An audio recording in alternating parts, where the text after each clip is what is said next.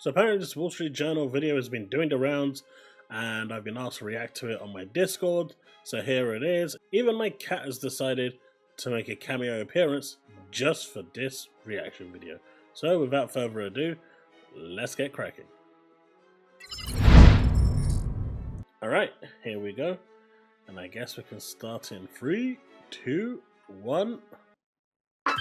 This is the Xbox Series X, Microsoft's most powerful flagship console. For a long time, you needed an Xbox to play games like Halo or Gears of War. Then, Microsoft decided you don't. So it launched a monthly subscription service that lets users play the latest games on a bunch of other devices. But it's increasingly competitive and will take a lot of investment to make it work. So will this shift pay off? And what does it mean for the future of the console? This is the economics of Xbox. Today, with more than 30 game studios, Xbox is an industry mainstay. But it had to really earn that position in the market. The console war began in the 1970s, when video game companies started competing to create a more powerful console and win more customers. By the 90s, the biggest players were Sony, Nintendo, and Sega. And in 1997, consumer spending on consoles surpassed arcades for the first time. A few years later, Microsoft entered the scene with its first-generation Xbox. To entice customers into their ecosystems, most of these companies tried to keep the prices on their consoles as low as possible, selling them at a loss. Xbox loses up to $200 per console, but the brands made up the difference by selling games and other accessories. The more consoles you sell, the more software you're going to sell with it. The PlayStation outsold the Xbox every single time. Now this diagram here is actually really important and it's very interesting at the same time because what this is outlining is what Phil Spencer has been saying, and the Wall Street Journal, I believe, is basically indicating the same thing. Now a lot of the PlayStation fans are taking this as a win and Phil Spencer is actually wrong, but if you actually do the maths, you can see that PC and Nintendo are excluded from this because they've never really been in the console war or the mainstream of console gaming in terms of just high performance, console gaming. But in the when we're looking at the PlayStation 2 and Xbox, the actual console sales are at 174.7 million. PS3 360 is at 172.3 million. PS4 and Xbox One is 174.9 million. So you can see they're all between 174 and 172, averaging at 173 million. Now we come back to the actual PlayStation 5 and Series S and X, and it's roughly at it's exactly at 90 million. Although that number is a bit skewed because the PlayStation 5 61.7 million as per VGC is actually incorrect, and it's about 56 million shipped. As opposed, it's 56 million sold, as opposed to 61.7 million shipped. Sony does like to pad their numbers a little bit.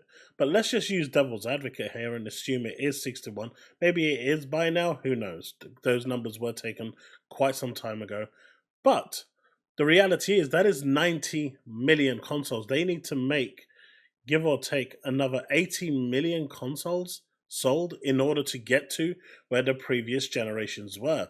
I personally do not see them doing that, not this generation, which means we will actually for the first time see the console generation actually shrinking. So for all of these Mike Ybarras and Nibs with their ChatGPT essays coming along saying that the market is not shrinking, it absolutely is shrinking. Because no one ever counts Nintendo, no one ever counts PC. When it comes to these numbers, they've always counted PlayStation and Xbox. And if you're comparing the two, that console market there is actually shrinking. Do you genuinely believe that the console sales this generation will shift between PlayStation and Xbox another 80 million units, even with the PS5 Pro? With Xbox already announcing that the next generation console, well, not announcing, but it's rumored that their next generation Xbox is coming in 2026. The handheld might arrive in 2025. Do you honestly see 80 million consoles being sold before the end of this generation? I don't, personally, which would mean that this would be the first time we have a steep decline in hardware sales, which will directly impact how many console users there are, which means that the total number of MAUs for the platforms is decreasing quite steadily, right? And that's a problem because you need people playing your games in order to get them to buy the games. And so that is why Microsoft from 2017 decided that they are, especially after the beating that Xbox One took, that they are going to look elsewhere to find ways to monetize their games, and they decided to go PC, which for them may have been the best option, and eventually Sony will follow suit if they're not going to hit that 120, 130, 100.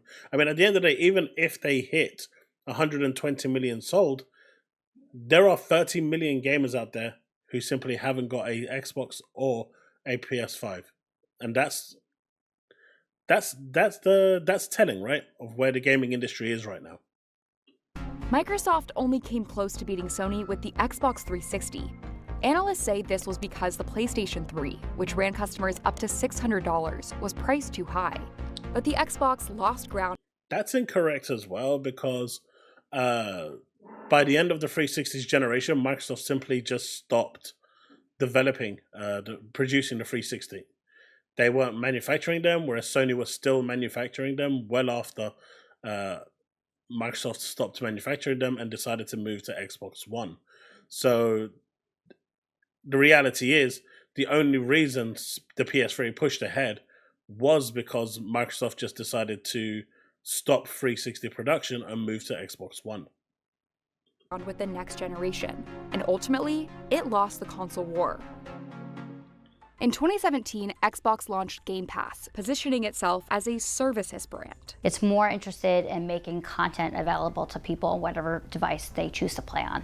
Game Pass is a tiered service. The least expensive plans offer gaming on either console or PC, and the most expensive plan has multi-device gaming and other features like streaming games from the cloud and access to certain games the day they're released.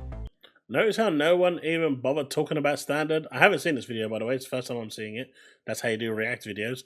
But they just completely skipped over standard, because standard should be the new core at the new core price.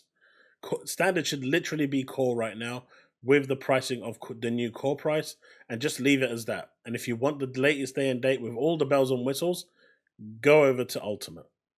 So much simpler. In essence, Microsoft is betting that it can get more customers if they don't have to buy a console.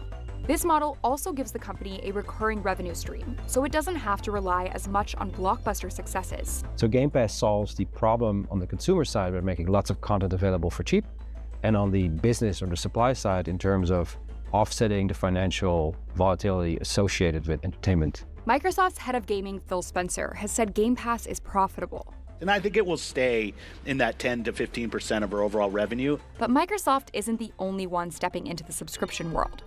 In 2022, Sony merged its subscription services, PlayStation Plus and PlayStation Now, and relaunched it to compete with Game Pass.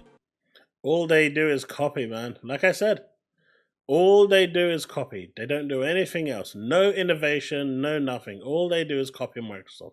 And they will copy them with the PC day and date as well. They're a bit slower to the uptake, like most of their fans as well, but they'll get there eventually.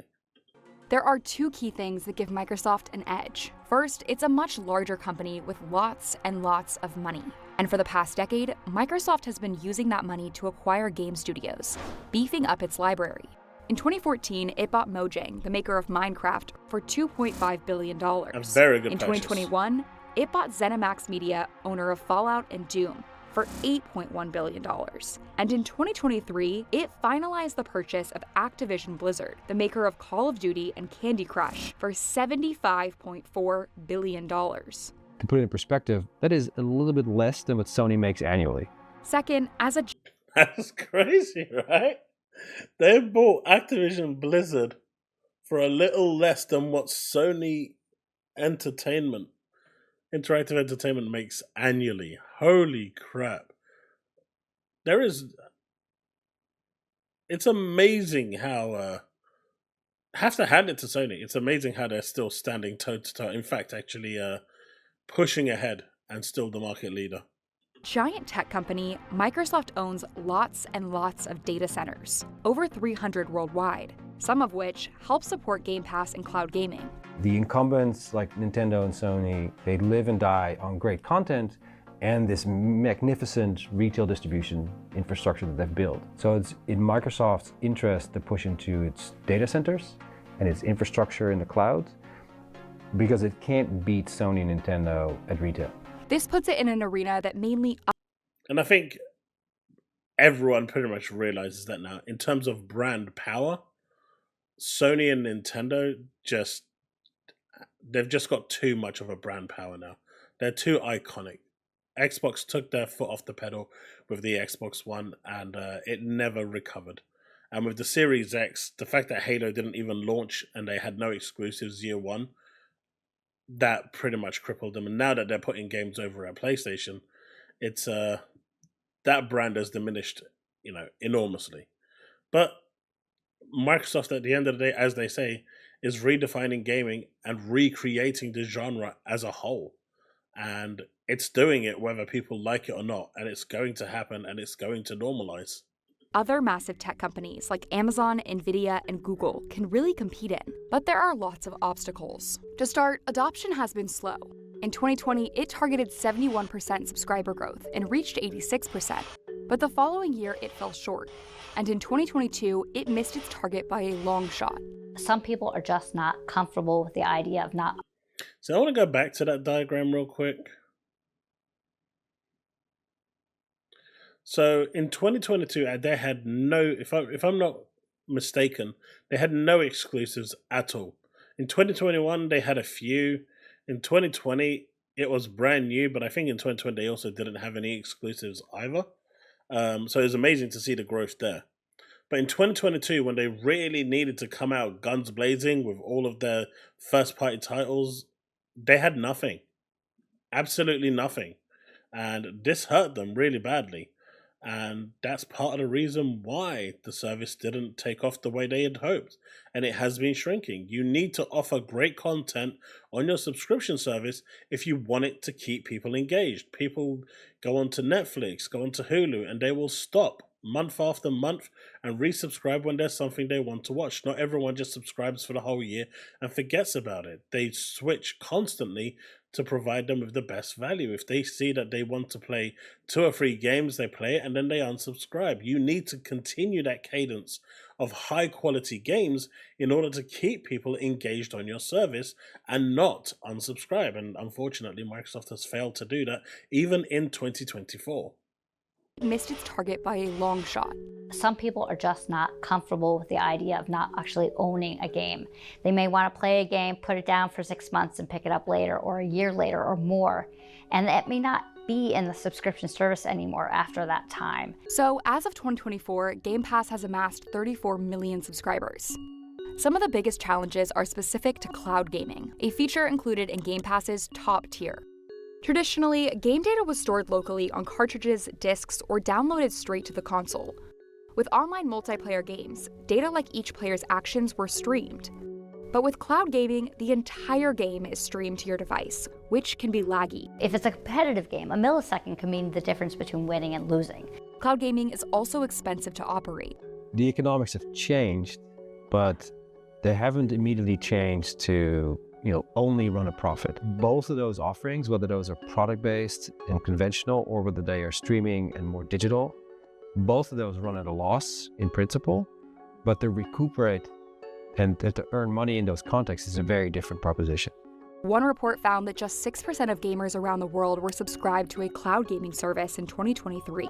Still, experts believe it will grow substantially. Cloud gaming is one of those few components where they could possibly thrive and lead, even if that's a much more modestly sized industry. The bottom line is, in order for cloud gaming to succeed, in order for it to blow up into something it needs to be, the internet infrastructure around the world globally needs to be there, and right now it's not. I'm a prime example where I've had to downgrade from a gigabit connection to where I am right now to a 50 megabit connection, which is appalling. And to think that in this day and age we still have connections that cap at around 50 meg is unacceptable. But until that infrastructure is improved, cloud gaming simply cannot evolve. When I used to be in my old place, I used to play, I'd say about 70% of all my games on the cloud. Even though I had a powerful PC, my cloud gaming experience provided me with a better rig than my 3090 PC, or equal enough. So I didn't even have to waste the electric. It was as good as what I was getting here, and it was fine. I could play on my TV. I could play wherever I wanted. But it's all dependent on the internet infrastructure. And if that internet infrastructure is not there, it cannot grow. So what these companies need to do is start pushing these ISPs to actually get these infrastructures, not just within like the UK, but to some of the more, rural, developing countries that don't have the option to buy £700 consoles, don't have the option to buy £70 to £100 games. Subscriptions like Game Pass would be a godsend for them, and cloud gaming would just be their mainstay of gaming.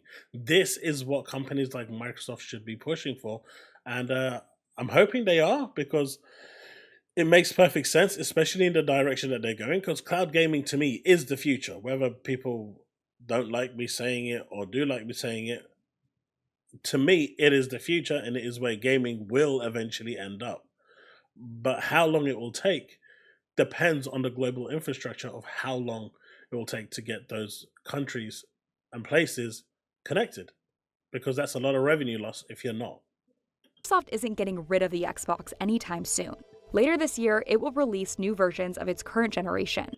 Oh my god, there's the special edition. People can't actually differentiate between the standard edition. Good lord. These ponies, they never learn. They think a special edition is the standard edition. Maybe they should have gone to Specsavers. The Series X and S. But it's clear that Xbox views its content as the future of the company, not its hardware. It is incredibly difficult for these large companies, in spite of their resources, to be agile and innovative. And so, they're always watching someone else just run the show. And so in many ways, you could make the argument that the current effort and investment towards Game Pass and xCloud and all of the things that they're building and acquiring goes towards perhaps finally being in the driver's seat for the first time, giving it the chance to win whatever the new gaming war will be. And the new gaming war will be cloud, the cloud wars, the platform wars, rather than the console wars, because that's where it's going. Microsoft has realized that they're just not going to gain ground on Sony, and they're not going to gain ground on Nintendo. Nintendo's in their own thing anyway. And it's clear that Microsoft has been pushing for that platform domination for a while now, and the CMA has seen this and tried to prevent it somewhat.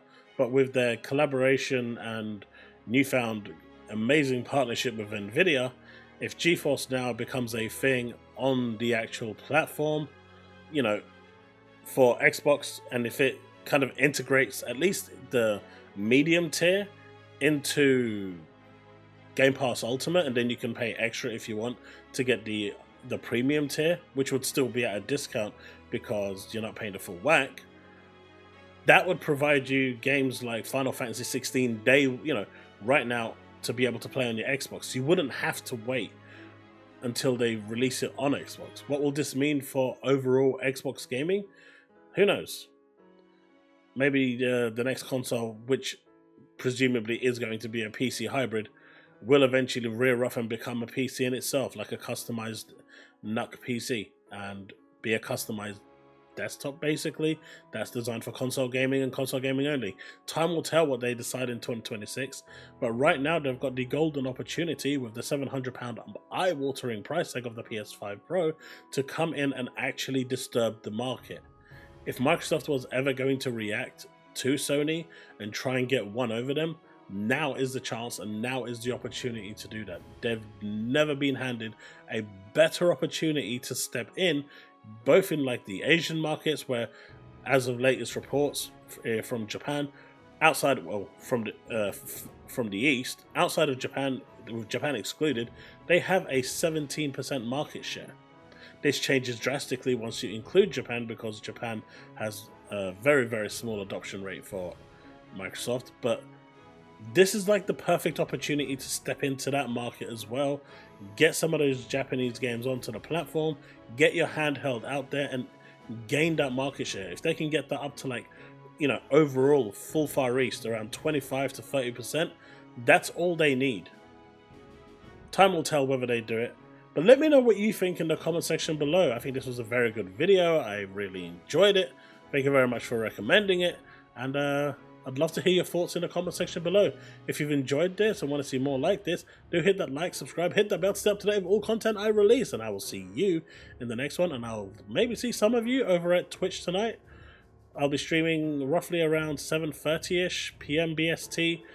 We should be looking at Lollipop Chainsaw and maybe a couple of other Xbox games as well. We will be playing primarily on the Xbox platform today. Okay, that's it. Peace out and remain legend.